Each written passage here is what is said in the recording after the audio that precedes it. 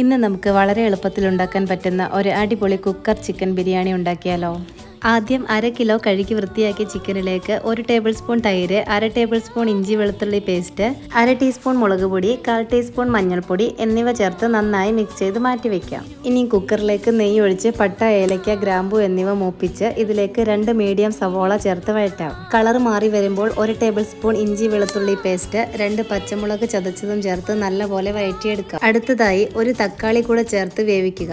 ഇതിലേക്ക് 1 പിടി മല്ലിയിലയും പുതിനയിലയും ഇട്ട ശേഷം 1 ടീസ്പൂൺ മുളക് പൊടി, 1 ടീസ്പൂൺ മല്ലിപ്പൊടി, 1 ടീസ്പൂൺ ഗരം മസാല, 1/4 ടീസ്പൂൺ മഞ്ഞൾപ്പൊടി എന്നിവ ചേർത്ത് പച്ചമണം മാറുന്നത് വരെ മൂപ്പിക്കാം. ഇനി മാരിനേറ്റ് ചെയ്ത് വെച്ച ചിക്കനും ചേർത്ത് 3-4 മിനിറ്റ് ഒന്ന് കുക്ക് ചെയ്യാം. ശേഷം 10 മിനിറ്റ് കുതിർത്ത് വെച്ച് ബസ്മതി റൈസ് ചേർത്ത് 1 കപ്പ് അരിക്ക് 1 കപ്പ് വെള്ളം എന്ന കണക്കിൽ വെള്ളവും ചേർത്ത് ആവശ്യത്തിന് ഉപ്പും കുറച്ച് മല്ലിയിലയും തൂവി കുക്കർ അടച്ചു വെച്ച് ഹൈ ഫ്ലെയിമിൽ 1 വിസിൽ അടുപ്പിച്ച് പ്രഷർ മുഴുവൻ പോയതിനു ശേഷം തുറക്കാം.